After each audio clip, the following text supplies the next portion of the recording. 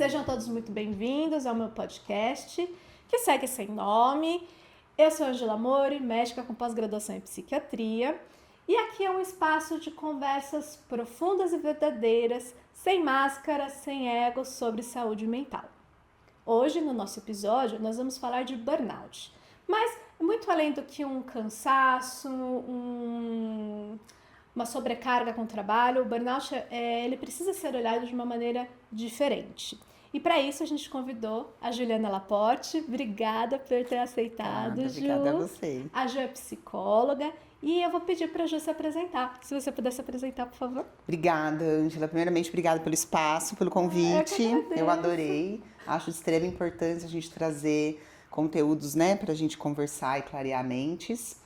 Bom, sou Juliana Laporte, sou psicóloga. Eu atuo há 19 anos na área clínica e dentro de algumas instituições, né? Já trabalhei em hospital, fórum e trabalhei 12 anos até dentro da Polícia Militar.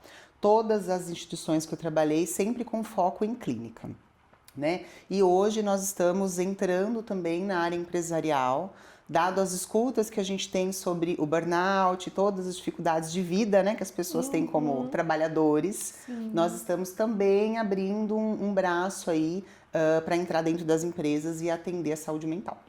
E é muito importante, né, Ju? Porque se a gente for parar para pensar, a gente fica a maior parte do nosso dia no trabalho. Exatamente. Ela faz parte de uma parcela muito importante e É grande isso da mesmo. nossa vida. É. Então, já estava na hora da gente falar sobre saúde mental em relação ao trabalho, né? Exatamente. Eu costumo dizer isso para as pessoas. É muito importante a gente entender que nós mais trabalhamos do que fazemos qualquer outras coisas, né? Exato. E estamos ali sempre, e eu costumo dizer que às vezes não é nem sobre horário de trabalho. Eu me vejo às vezes trabalhando o dia inteiro, porque a informatização Exato. trouxe para a gente mais demanda de trabalho. Então as pessoas saem do serviço e ainda recebem e-mails. E tem gente que fala, abriu o e-mail, a pessoa mandou 3 horas da manhã. Eu falo, é sobre isso. É sobre isso.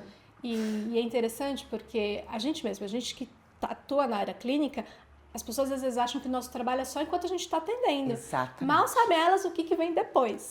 Eu sempre falo, que horas que eu atendo é de tal hora a tal hora. Exato. Agora, a gente se vê trabalhando o dia todo e isso também traz uma bagagem de responsabilidade, né, do indivíduo de olhar para esses limites.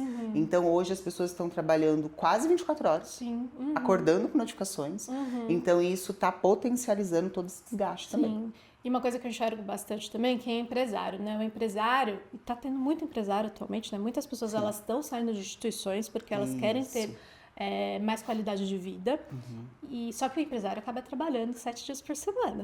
Quando a gente começa a olhar e pensar, sou o meu chefe, né? Sou o meu líder, acho que tá até piorando. Eu acho que piorou. Não tem limite Piorou. mais. Exato. Exato.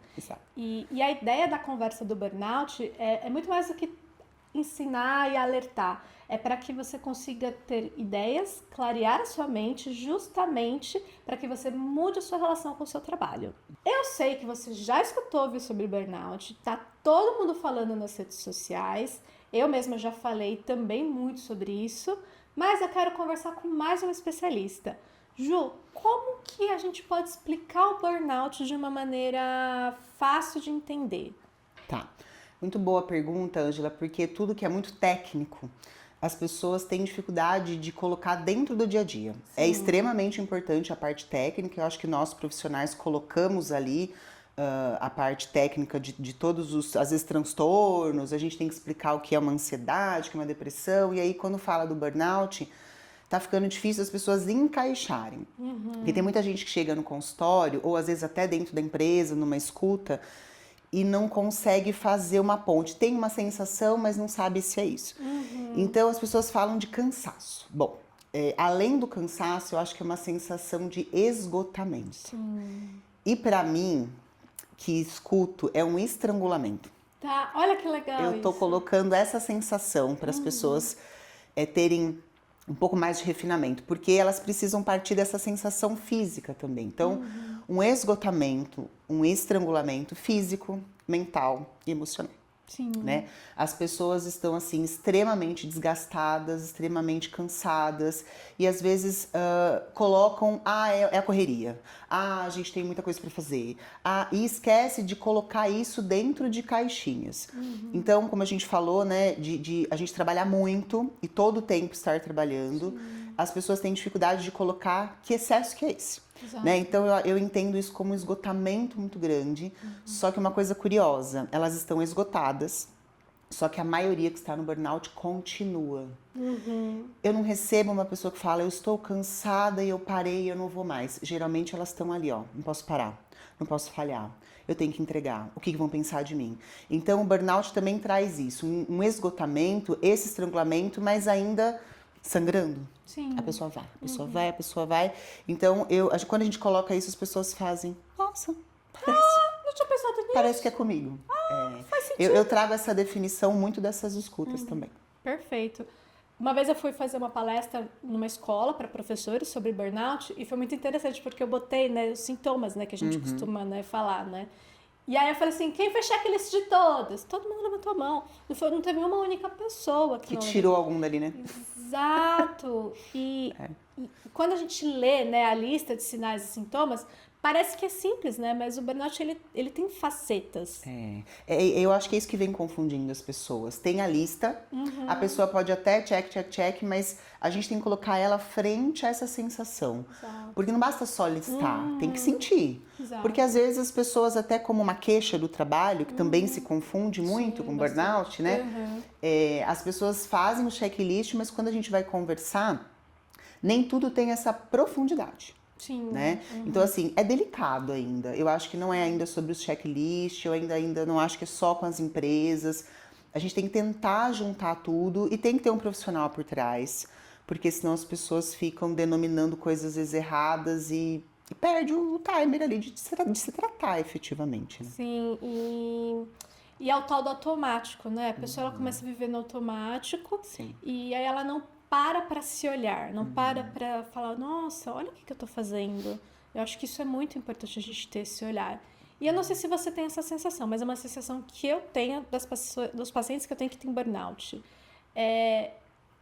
Como ela tá trabalhando muito, ela entra em modo de sobrevivência. E o trabalho, ele acaba virando muito gatilho. Só vai retroalimentando essa sensação de sobrevivência. Você tem essa sensação também? Tenho, e é um pouco dessa sensação que traz uma dificuldade da identificação, porque assim, mas eu tô esgotada, eu tô cansada, eu tô perdendo memória, tendo insônia, mas assim, tô lá, tô trabalhando. Tô funcionando. Tô funcionando, e é o funcionamento que tira um pouco essa permissão da pessoa entender que está adoecida. Tá, que bom que você está funcionando, só que você tá funcionando numa velocidade acima do permitido. Exato. Né? Então, é isso que eu penso ali quando eles querem justificar. Eu já cheguei com várias queixas ali, começando a fazer aquela cara que o paciente já faz assim, que ele já fala, você vai falar que eu tô com burnout. Eu falo assim, você acha que não? O que você acha? Mas eu tô trabalhando. Ontem eu trabalhei 14 horas. Tô super bem. Eu falo, coitado de você. Mas, enfim, é isso, né? É mais ou menos essa sensação. E eu acho que a gente tem que parar de banalizar o funcional, porque eu não sei se você, como que é na psicologia, mas na psiquiatria, na medicina, a gente fala assim, a pessoa tá funcional, então tá tudo bem. Não, a gente tem que parar de banalizar, porque você tá funcional à custa do quê? Sim, a gente usa também funcional e disfuncional, mas eles confundem essa definição. Então, assim, não é porque você tá saindo todo dia, né, vamos falar de mulheres, assim, arrumada, que você está dando conta de tudo. Você precisa chegar a ponto de se levantar e ir de pijama para você entender. Então, eu acho que as pessoas não estão acessando limites. Exato. Isso desde criança, Sim. né, até um adulto trabalhador. Então, tô arrumada, tô indo, tô cumprindo horário, não tô me atrasando. Eu falei, então, você já está adoecida. Agora, mega adoecida, daqui a pouco você não vai. Sim. Você vai se atrasar. Você vai pagar essas horas depois, mas você ainda tá doente. Né? Então, eu acho que eles não acessam o limite, eles estão indo. Não, eu acho que é o funcionamento natural, né? As pessoas, elas esperam adoecer de verdade pro corpo falar assim, ó, agora não vai dar, você vai ter que parar. Pane. pane mesmo. E aí entra em outros quadros, né? E aí a gente tem um pânico, então assim, é complicado. É complicado. Eles não estão querendo entender. Sim, e eu acho que isso vem muito de uma cultura de que é muito valorizado o trabalho, o esforço. Não que não seja, né? Não que a gente não tenha que trabalhar, não que a gente não tenha que ter esforço, porque pra gente, né, crescer, a gente às vezes tem que botar um pouco mais de E energia. tem que trabalhar bastante. Exato, Mas com exato. qualidade, né? Tem que ter qualidade, exatamente isso. Qualidade, né, intervalos, recursos. Às vezes a gente tem que colocar para um paciente possibilidades de ele trabalhar melhor. Então a gente fala de ambiente, a gente fala às vezes eu costumo falar assim, tem alguns recursos que você se apegue, pode ser um chocolate quente, algo afetivo, pausas, músicas, e às vezes ele não para avaliar isso. Não para nem para fazer xixi. E eles falam, mas você quer que eu não trabalhe fora de forma nenhuma? Não? Eu quero até que você trabalhe bem, e pode trabalhar bastante, mas você não pode deixar a sua vida de lado. Vida, família, gostos, e viver em pânico com a questão de se eu não estiver bem ali e plenamente ali, né, a todo tempo, eu não sirvo para nada. Sim. Tá vindo muito essa sensação de se eu não faço, eu não presto. Eu não sirvo. Porque linkou-se a autoestima a ter alta performance. Exatamente. Mas o que é uma alta performance, não é mesmo? Quem que dá conta de uma alta performance? E o que é, né? Porque a gente não consegue ter essa resposta. O que é alta performance? Aí a pessoa fala, é trabalhar sem parar 10 horas. Será? Não sei. E quem consegue 14? Então, é difícil, né, colocar esse limite. Sim. E aceitar os seus próprios limites. Eu acho que tem muito isso, Eles né? não enxergam. Não. E aquilo, né? Quando a gente vai ver, a grande maioria tá fazendo isso pelo outro, pelo que o outro vai falar, por ter às vezes até um reconhecimento, né? São os heróis, né? São os heróis. A Mulher Maravilha, o Superman. Exato. E aí eu falo, gente, não adianta, a gente não precisa entrar em guerra, né, pra lidar com as coisas. Só que as pessoas vêm achando bonito não ir ao banheiro. Sim. Nossa, não consegui nem almoçar. Consegui E aí eu sempre brinco, falo, tô com dó de você. Porque você ficar sem almoço, eu acho que não tem necessidade. E não é bonito isso. Não é bonito falar que você não comeu. Não é bonito falar que você saiu de casa e voltou a não ver um filho. Pra provar que você está trabalhando muito. Você não precisa provar nada pra ninguém. Você precisa provar pra você. Só que aí também, quando a gente fala de provar pra você, a gente tem as pessoas que têm uma autocobrança. Muito, enorme. Que vem, às vezes, de um repertório familiar, de uma educação punitiva, restritiva. Só que a gente tenta modelar. Fala, olha, padrões que se repetirem é ferida em cima de ferida. Né? E eu acho que resgatar a ideia de que a pessoa ela tem valor, né? A autoestima baixa acaba gerando essas distorções, né, de concepções, do tipo, se eu vou ter valor se eu trabalhar muito, se eu vou ter valor se eu estiver sofrendo com o meu trabalho, e não tem absolutamente nada a ver com isso. Mas as pessoas parecem que estão precisando de um sofrimento para mostrar que são competentes.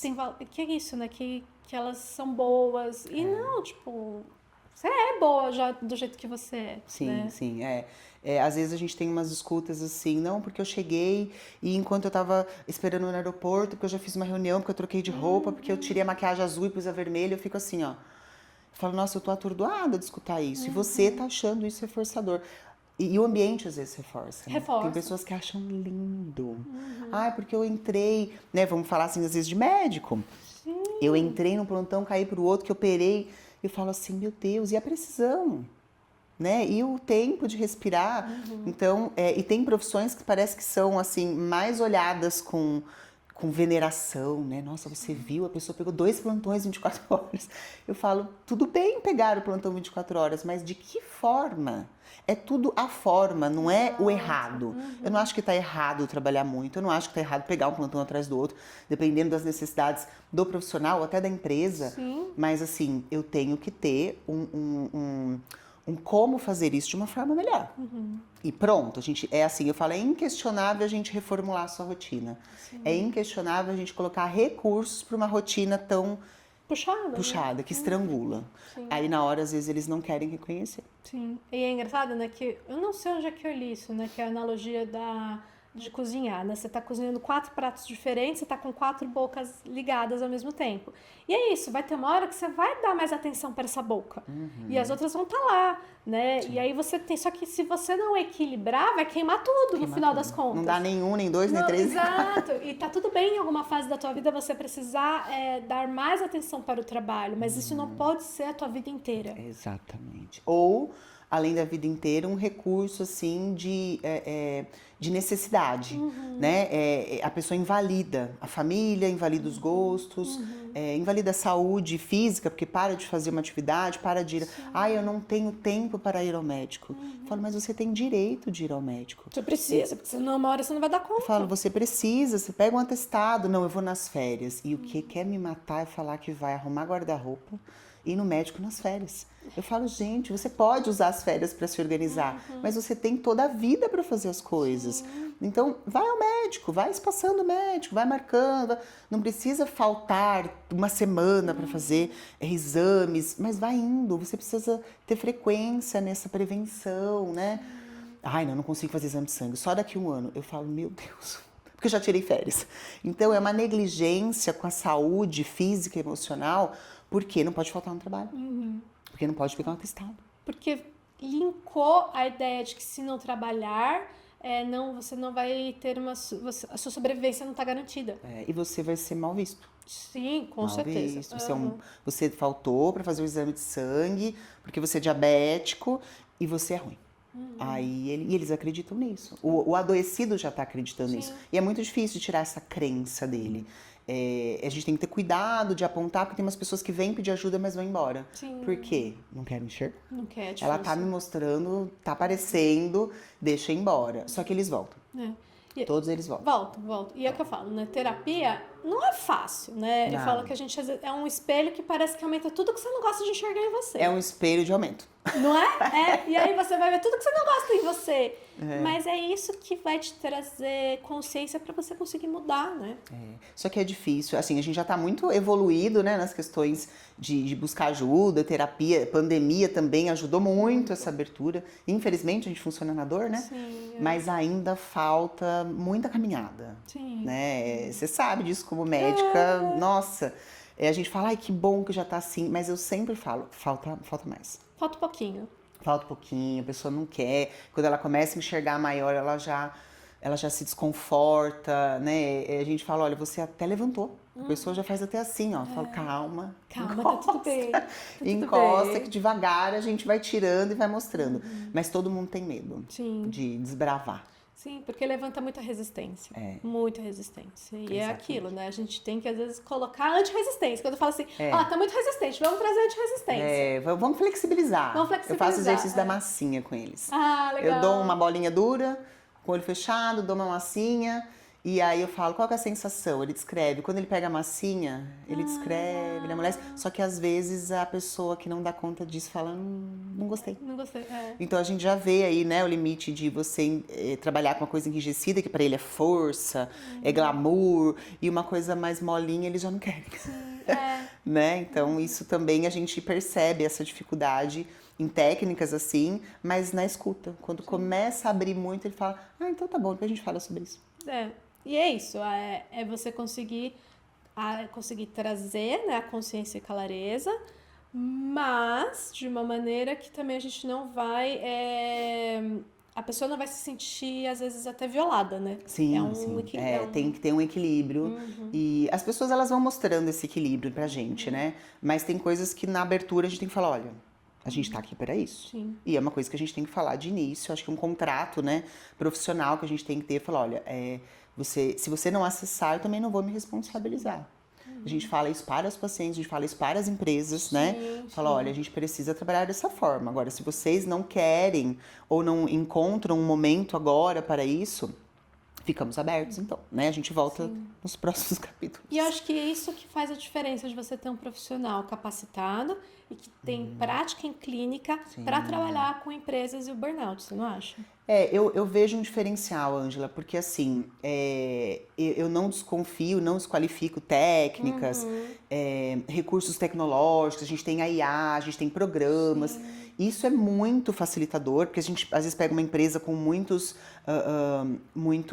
áreas, então fica difícil, né, ali. Sim. Então, eu gosto muito dessa coisa também, desses processos. Só que, quando a gente recebe uma avaliação, a gente recebe dados.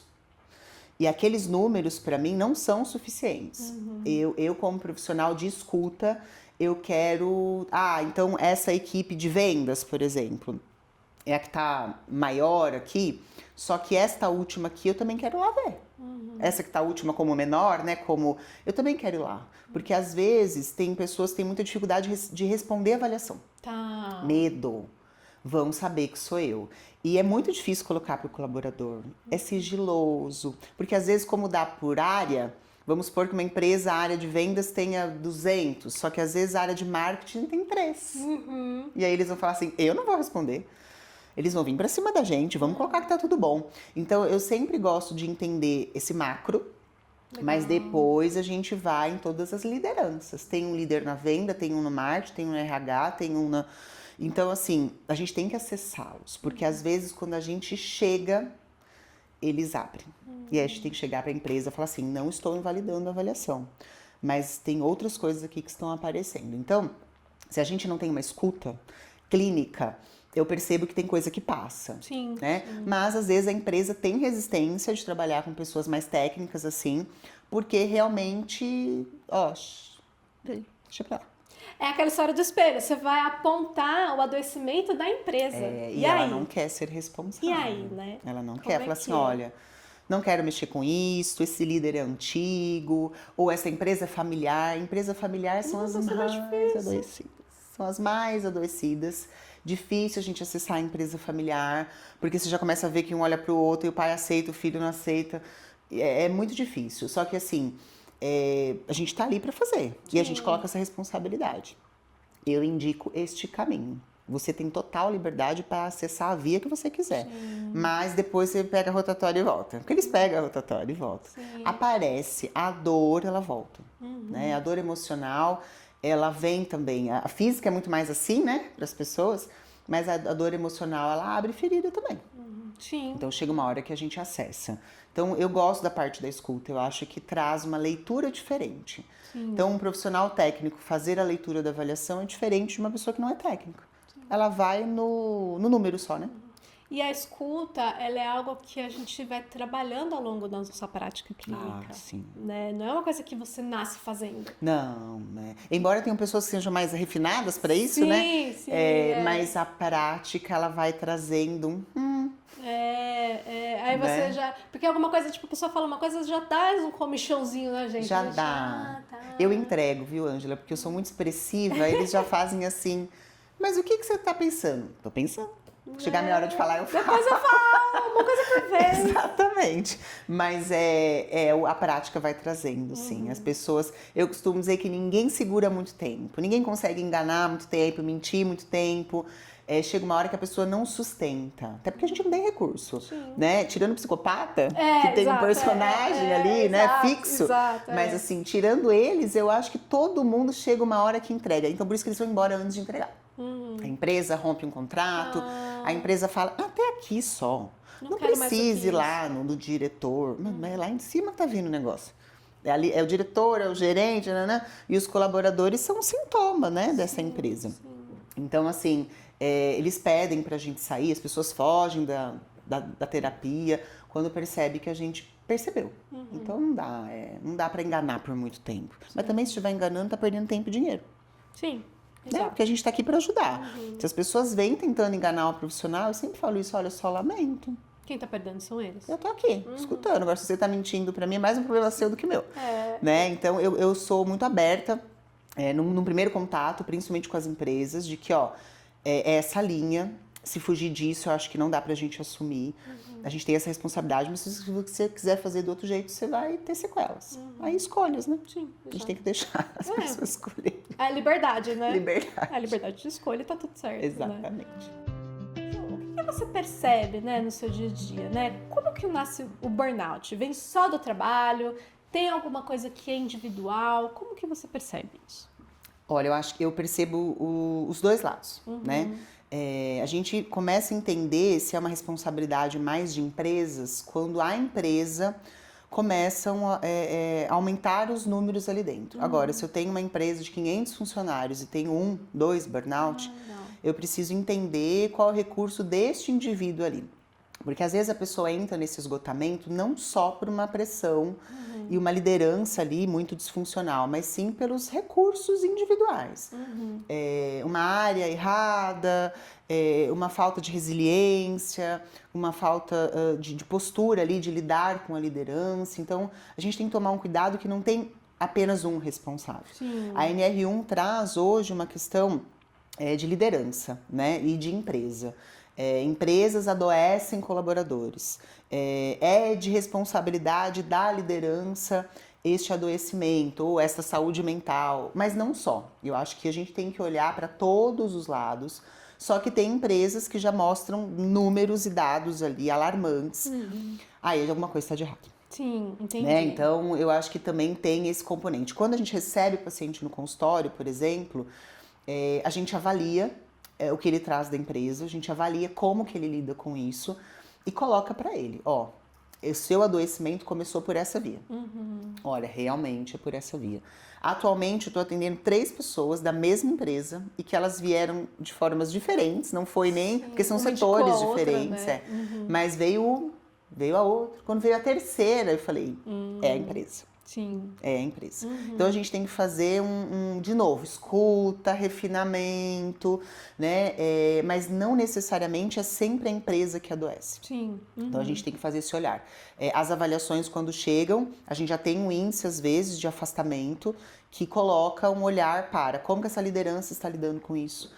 Como que são as cobranças, como que a gente passa as informações, porque a falta de clareza hoje é o que mais chama atenção pra gente de um burnout. Falta de clareza, essa liderança aí distante, com cobranças excessivas, né? Então aí a gente fala, ó, o departamento tá adoecendo, um falta muito, o outro já não vem mais, o outro já tá com conflito interpessoal, né? Mas eu acho que tem que fazer um estudo. Sim. Não dá pra falar que é um lado só. Mas a NR1 está colocando para as empresas vamos prevenir.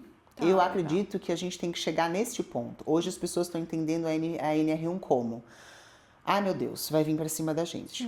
Ninguém vai pra cima de ninguém se tá certo. Né? Então assim, tá ruim, avaliação ruim, intervenção.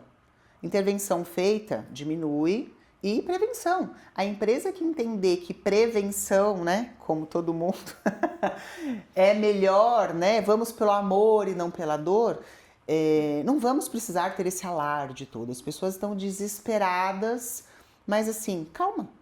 Se tem ponto negativo, a gente vai tratar. Depois de tratado, a gente previne. Perfeito. É isso o caminho. E eu acho que você trouxe duas coisas, né, muito importantes, né? Uma delas é que nenhum adoecimento ele tem uma única causa, né? Seja um adoecimento de um burnout ou qualquer outro adoecimento, né? Que é uma coisa que a gente sempre bate nessa tecla. A prevenção, ela é muito importante, porque a nossa sociedade ainda procura os profissionais, né, de cuidado, de saúde, quando já tem uma doença. Eles não pensam em prevenção. E é muito importante a gente pensar em prevenção, porque é muito melhor você ter indivíduos saudáveis e manter essas pessoas saudáveis do que você ter que tratar uma pessoa adoecida. É mais fácil, mais rápido e mais barato. E mais barato. E acho que as pessoas não têm essa noção dessa importância. E aí, você falou bastante em NR1. E nem todo mundo sabe o que é, né? Eu mesma tenho uma certa... Eu tenho entendimento, mas eu não tenho entendimento tão profundo. Então, o que é a tal da NR1? Então, a NR1 é a mãe, né? A norma regulamentadora de saúde no trabalho. As pessoas estão colocando a NR1 agora com essa diretriz de 2, 3 dias atrás, né? Que a gente tem vigorando, que é a de riscos psicossociais, que entrou na NR1. Mas a NR1, ela existe desde 1978. Uau! Então, ela não é novidade para as empresas. Não deveria ser, pelo menos. Não deveria ser, só que ela tratava muito mais de riscos físicos, né? Então, as pessoas podem falar aí de prevenção, por exemplo, altura, né, bota, tinha muito mais isso. Só que assim, a gente tem um marco que na década de 70, o Brasil entrou como um campeão mundial, as pessoas fazem assim, Que legal. de riscos. Só que não. Né? Então assim, em 70 nós fomos de risco ocupacional. Legal, A gente tinha muito acidente de trabalho. Então assim, que pontuação é essa? A gente apareceu no mundo, né, de risco de trabalho. Então, em 1970, a NR1 vem para regulamentar. Por quê? Nós tivemos um boom de industrialização e não acompanhou. Então, não tinha processo, não tinha olhar, as pessoas se acidentando. E a NR1 veio para regulamentar a saúde do trabalhador, né? Então, a gente tem direitos e deveres de empresa e do colaborador. Em 2022, nós tivemos o PGR e o gerenciamento de riscos ocupacionais, que é o GRO. Ali começou a dar mais atenção para a parte ocupacional. Então a gente começou a ter mais trabalho em empresa, mais olhar, começou a entrar até o que não é uma obrigação, mas começou a vir ginástica laboral, ergonomias, né? Então a gente começou a ter todo esse trabalho em 2022. Olha a distância. Muito, é um gap enorme. Muito tempo. E aí, 2026, aliás, 2025 já começaram a falar. Maio vai vigorar, e todo mundo ali, ó. Né? Todo mundo ali de acelera olho. e freia. E aí, 2026, 26 de maio, começou a entrar em vigor o risco psicossocial. As empresas, elas têm que avaliar o risco psicossocial. Mas não é só avaliar. Avaliar, tratar e prevenir. Tem muitas empresas conscientes da prevenção que, quando o profissional entra, ele vai fazer um trabalho de prevenção. Legal. Né? Tem outros que já estão ali com quadros extremamente alarmantes que precisam entrar com intervenção. E as empresas vão ser notificadas em multas bem altas para quem tiver essa negligência e não entender que um ambiente pode sim adoecer pessoas, pode sim adoecer, como se diz, setores dentro da empresa. Um adoece, o outro não. Mas assim, a NR1 está olhando liderança. Legal, entendi. Passa pela liderança esse adoecimento, essa prevenção. Ah, mas os líderes agora têm que dar conta de tudo, porque a gente escuta muito isso de líder. Ah, agora a gente vai ter que ser psicólogo? Não. Né? Deixa isso para o psicólogo. Mas vocês têm que ter entendimento que se vocês não se qualificarem para isso, se vocês não pedirem ajuda, porque a gente não quer culpar, apontar. A empresa é errada, o líder é errado, ela não vem para apontar quem está errado, ela vem para olhar o macro e começar a ir para coisa mais refinada. Sim. Então a gente precisa colocar o líder em olhar para com ele. Porque às vezes ele, como líder, está extremamente adoecido, cobrando intensivamente uma equipe, né? Porque ele também tem gente acima cobrando ele, e ele precisa olhar para essa dificuldade. E tem pessoas que estão em gestão que têm muita habilidade, mas tem gente que não tem a menor habilidade, né? Então, assim, eu como profissional, eu nunca fui só psicóloga. Sim. Eu sempre fui também a psicóloga de empresas, de instituições. E passei por isso. Passei por pressão, passei por assédio moral, passei por exposições, assim, por falta de refinamento da liderança, por uma liderança arcaica, por uma liderança, assim, chicote estalando. Sim. Né? Então, assim, eu como profissional da área da saúde, dentro das empresas, entendia aquilo, assim, como que isso é prejudicial. E em diferentes empresas, né? Como eu falei no começo, já trabalhei dentro de um ambiente hospitalar, que quer mais pressão que isso? Muito pressão. Né? Já trabalhei dentro de fórum, então você imagina, processo judicial e gente, processo e lei. Já trabalhei dentro da Polícia Militar, que é um ambiente extremamente adoecido, né? É um órgão, assim, extremamente necessitado de olhar. E aí, ali como profissional, mas como colaboradora, eu comecei a entender que gente, a gente precisa fazer alguma coisa. Foi aí que comecei também a pensar nessa coisa de gestão de pessoas, né? E gerir pessoas não é fácil, né, Ângela? Você sabe que o ser humano é um negocinho complicado, né? É difícil a gente acessar, não somos iguais, então a gente tem que ver o particular. Eu posso ter 60 líderes de uma empresa, nenhum vai ser igual. Não, e cada um tem a sua particularidade. Mesmo que a direção seja uma. A comunicação seja uma, cada um recebe de uma forma. Exato. Agora, se você não está recebendo de uma forma legal, você vai passar de uma forma também não legal, né? Então, a gente tem que trabalhar isso, né? Então, a NR1 está querendo dar essa qualidade de vida para a empresa, só que a empresa está vendo só como uma punição e um gasto. E um gasto. Agora a gente vai gastar. Sim, você vai gastar porque você já está gastando. Quantos processos você tem? Exato. Quantos afastamentos você tem? Quantos erros? Por falta de orientação, né? E às vezes eu tenho empresas que não têm um afastamento, que não tem um processo, mas tem os erros. Não estamos vendendo, não estamos produzindo, Por quê? Falta processos ali dentro. Falta organização, falta clareza, falta cultura. Né? Então, eu acho que a NR1, se a empresa tiver uma abertura, uma flexibilidade, ela vai conseguir falar de uma flexibilização, de cultura. A gente tem que implantar culturas saudáveis. Né? Tem empresas que na avaliação aparece ali um resultado super positivo de engajamento. Mas não adianta eu estar engajado e não saber para que lado que eu vou. Exato. Tem profissional extremamente engajado, mas ele não sabe que via que ele pega. Já tem empresas assim que você fala, nossa, a equipe é muito unida. Mas também para qual lado que vai? Ou às vezes empresas que sabem a direção, mas tem um conflito interpessoal que é assim, declarado. Né? E aí como que você trabalha a raiva do coleguinha do lado? É super difícil. Né? Como que você lida com uma chefia? Porque a gente quer líder. Chefe, já passamos da época de ter chefe, né? Atualmente sim. Eu tive chefe, e misericórdia. Não é fácil. Né? Chefe que não me chamava pelo nome, me chamava por psicóloga. Chefe que gritava para saber se eu estava ali dentro do meu setor.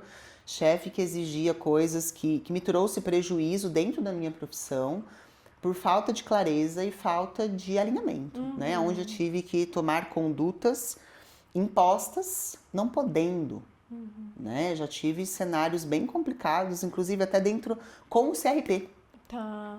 Por causa de uma chefia, onde eu não tive como, na época, me colocar ali como eu me coloquei, não posso fazer isso. Fiz aquilo, tive uma consequência, tive um estresse muito grande, foi aonde que no ano seguinte eu saí da instituição, porque eu estava ali assim, à mercê de uma referência, de uma imposição como profissional, nem podendo fazer. Eu infringi regras éticas por uma liderança muito rígida. Né? Então, assim, isso causou um adoecimento. Mas você é psicóloga. Nesta hora, não tem. Não temos. Eu passei por estresse muito grande, passei por um medo muito grande, uma pressão muito grande. Falei, pronto, vou perder meu CRP. Né? Então, assim, é complicado isso. Eu senti na pele, mas não só por sentir na pele, mas recebendo pessoas que falam muito sobre isso. Né? A pessoa, quando vem se queixar ali, ela traz muito profissional. O pessoal, assim, é muito relacionamento e profissão. É muito isso, as queixas. Então, quando não é relacionamento, é o trabalho. É a dificuldade com a liderança, a dificuldade com o colega, a dificuldade com os excessos, as demandas, com os prazos, assim. Você tem que fazer isso? Né? Então, tem que fazer isso. E não conseguir. Então, assim, eu tenho muita esperança. Que as empresas tenham aí profissionais que consigam conversar com elas para baixar um pouco essa poeira de desespero, de mais uma coisa pra gente, porque o empresário sofre. Eu compreendo que o empresário sofre, porque como você disse no começo, não é fácil ser empresário. Não é. É muito difícil, é muito imposto, é muita exigência, gerir pessoas é difícil, né? Principalmente os mais novos, hoje a gente tem uma geração que tá difícil. Meu Deus. Pra não falar outra coisa. E aí, às vezes, a gente tem lideranças antigas e equipes novas. Meu Deus. Primeiro que eles falam de uma forma que nem Línguas a gente entende. diferentes. Língua de sinais, assim, totalmente diferente. Então, assim, é difícil colocar para um líder mais velho que a equipe dele é de uma geração diferente. Então, a gente tem que falar sobre cultura, sobre geração, sobre limites. E sobre um pouco, não certo e errado, porque eu não gosto de trabalhar com certo e errado, eu acho que enrijece muito. Mas assim, funciona. E não funciona. É saudável, é saudável. Então, tá difícil, a gente vai conversar com, geralmente é RH, né, que conversa com a gente de imediato, ou um diretor, e eles olham fuzilando, assim. Aí eu tento, né, deixar o negócio um pouco mais fofinho, mas porque é difícil até da gente entrar na empresa. Eles não olham a gente, vocês estão aqui porque tem que cumprir esse negócio, não. Não só para isso. Nós estamos aqui para ajudar. Então, ainda as empresas não estão vendo a NR1 como uma parte que colabora. Ela vem colaborando desde 78, onde a gente saiu do líder mundial aí de acidente de trabalho, a gente saiu desse ranking, né? Porque a gente não quer ficar em primeiro lugar nisso. Mas ainda a saúde mental foi sendo levada, só que hoje, né, a gente tem um cenário diferente com a saúde mental. Então, hoje a gente já tem riscos psicossociais entrando na NR1, que já existe desde muito tempo, né? E eu espero que melhore cada vez mais, né? E eu acho que é isso, né? Entender que o profissional, ele tá lá, né? A empresa que tá trabalhando, né? Com essa parte de avaliação de risco, de sugerir, né? Como uma contribuição. Sim. E não como uma obrigação. Exatamente. Mas eles estão como obrigação. Sim, porque é isso, né? Queira ou não, é um recurso que você está usando a tua empresa quando você contrata uma empresa para fazer isso. Então, é um recurso, é um dinheiro, é um investimento que você está tendo, né? Não só financeiro, mas às vezes até de tempo, né? Então, processos assim, diminui o tempo, né? Exato. Então, assim, por que não usar isso de uma maneira mais saudável? Usar isso a teu favor. Sim, exatamente. Essa dificuldade de entender, eu sempre falo assim, quando a gente vai dar palestra, a gente quer explicar para as pessoas que isso precisa começar a ser flexibilizado e começar a ser entendido como uma ajuda. Qual é o exemplo que eu dou? Cinto de segurança. Quando começou o cinto de segurança, era o quê? Que só querem ganhar dinheiro, porque é mais uma coisa, e eu vou usar porque senão eu vou ser multado. Mas a gente tem dados que ele salva vidas. O tempo que isso demorou para ser entendido, demorou, porque assim, primeiro veio como uma obrigação. Isso vai fazer diferença, só que primeiro o humano entende como uma obrigação. Lembra que a gente usava clips, fivelinha? Eu lembro mesmo, Então assim, vendia no camelô, na rua, vende, quando vende as coisas de para-brisa. Por quê? Porque assim, eu vou pôr, mas eu pôr pra essa fivela. A fivela, ela não te protege. Então, a cabeça, né, o ser humano tem muita dificuldade de entender as coisas que vêm para prevenir. E sempre entende como mais uma coisa. Bom, aí nós começamos a ter dados reais de que salva vidas. Raro hoje você ver uma pessoa que não usa cinto. É raro. Eu conheço até pessoas que esperam o pipipi acabar, né? E não usa, mas assim, a maioria... Então assim, é cultura, a gente precisa entender que a gente precisa instalar. Então, vai ser um desafio, né? Umas empresas mais do que as outras. Já tem empresas, Ângela, que tem projetos e planos assim de saúde mental muito bem estruturados, só que funcionam mais ou menos. É o que eu vejo na maioria das vezes. Assim, e esse cenário ainda vai continuar por um tempo. Não, mas nós damos palestras, setembro, amarelo, janeiro, não sei o que. Fala, não adianta as cores. Paleta de cores a gente deixa para parte de decoração. Exato. Né? A gente quer falar real. Uma palestra de setembro amarelo, ela é funcional? Ela é. Mas não é só isso. A gente tem que ter escuta. A gente tem que ter um canal que coloca ali o colaborador confiante naquilo. Né? Então, isso eu acho importante. Só as palestras, eles ficam assim. Eles não aguentam, ninguém aguenta. Eles não aguentam. Então, assim, roda de conversa, grupos menores, liderança individual e grupos de liderança é muito mais funcional do que obrigar eles a participarem. Painel. Quem que lê painel? Não lê. Ninguém lê painel, eu não vejo painel também. E a gente não vai ficar lá lendo. Então, assim, o receio da gente é que os colaboradores... lá vem essa baboseira. Eles sempre utilizam esse termo, inclusive. Eu coço a cabeça e falo, vamos lá. Porque tem que ser se você for dar uma palestra, como eu enxergo, tá? Tem que ser um palestrante que tenha dinamismo e que a palestra dele vai fazer a diferença na vida daquela pessoa. Sim. Eu sempre penso assim, sabe? Quando eu vou dar uma palestra, quando alguém me convida para dar uma aula, para dar uma palestra, eu sempre penso isso. O que eu vou levar de conhecimento que, assim, eu falo assim, que o mundo vai ser melhor porque eu dei aquela palestra. Sim, sabe? sim. Eu penso um diferencial, jeito. Né? Exato, porque é difícil. É muito difícil você engajar uma palestra, é muito difícil você criar conteúdos que façam com que a pessoa fale assim, nossa, que traga um clique. Se não quebrar o clima ali, né? É muito. Eles ficam, tem que atender, tem empresa que coloca igual escola, horas. Ah, tá. Então, assim, já não funciona, pra mim já não funciona, né? Se você tem que obrigar e bonificar pra igual, ó, lava a louça em casa que eu te dou R$1. Não, você tem que lavar porque você faz parte dessa comunidade, você não tem que ser reforçado por isso, né? Dessa forma. Acho que os reforçadores podem vir de outras formas para os colaboradores. Eles são importantes, mas Né? acho que a maneira com a qual a gente usa que Só que eu ainda vejo que até a prevenção vem de uma forma muito superficial. Colocar a fitinha amarela, azul, rosa, roxa, vermelha, não é o suficiente, né? Então, assim, eu acho que o importante disso é a gente fazer pesquisas, avaliação de clima, perfil de gerência, é muito importante a gente ver perfil de cada gerente, para isso a gente tem ferramentas, testes psicológicos validados pelos conselhos. Então a gente tem que tomar muito cuidado com o que as pessoas estão usando ali dentro, porque senão vai virar um copia e cola e, ó, o documento está aqui, o PGR está aqui. Mas não é só um PGR preenchido. E as empresas estão vendo dessa forma. Ah, e preenche o PGR lá, e a fiscalização vem, tá aqui, ó. Tá, mas aí o PGR tá lá, a fiscalização olhou, foi embora, e você ainda não tá vendendo, você ainda tá tendo processo, você ainda tá tendo profissional que falta, né? Falta muito. Muito, ou que está ali e não mas tá não ali. tá lá. Que não tá fazendo o que tem que fazer.